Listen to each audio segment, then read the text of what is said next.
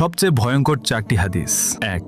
যে ব্যক্তি অন্যের গুনাহ নিয়ে খোঁটা দেয়, আল্লাহ তাকে সেই গুনাহ না করানো পর্যন্ত মৃত্যু দেবেন না। 2. রাসূল সাল্লাল্লাহু আলাইহি সাল্লাম বলেছেন, মৃত্যুর পর তোমাদের মাথা পাথর দিয়ে ভাঙা হবে। যারা ফজরের নামাজ না পড়েই ঘুমিয়েছিল এবং যারা কুরআন গ্রহণ করে তা ছেড়ে দিয়েছে। 3. আল্লাহ তাআলা বলেন, তোমরা সেই দিনকে ভয় করো যেদিন তোমাদের মুখে তালা লাগিয়ে দেওয়া হবে আর তোমাদের হাত পা তোমাদের কৃতকর্মের সাক্ষ্য দেবে। 4. আল্লাহ তাআলা বলেন, আমি ইচ্ছে করলে সবাইকে হেদায়েত দান করতে পারতাম, কিন্তু আমার এই কথা অবশ্যই সত্য যে আমি মানুষ এবং জিন দ্বারা জাহান্নাম পূর্ণ করব। রাসূল সাল্লাল্লাহু আলাইহি সাল্লাম বলেছেন, আল্লাহ ওই ব্যক্তির চেহারা উজ্জ্বল করে দেন যে আমার কোনো হাদিস শুনেছে, অতঃপর তা অন্যের কাছে পৌঁছে দিয়েছে। নিয়মিত ইসলামিক ভিডিও পেতে হালাল বাণী ইউটিউব চ্যানেলটি সাবস্ক্রাইব করে দিন।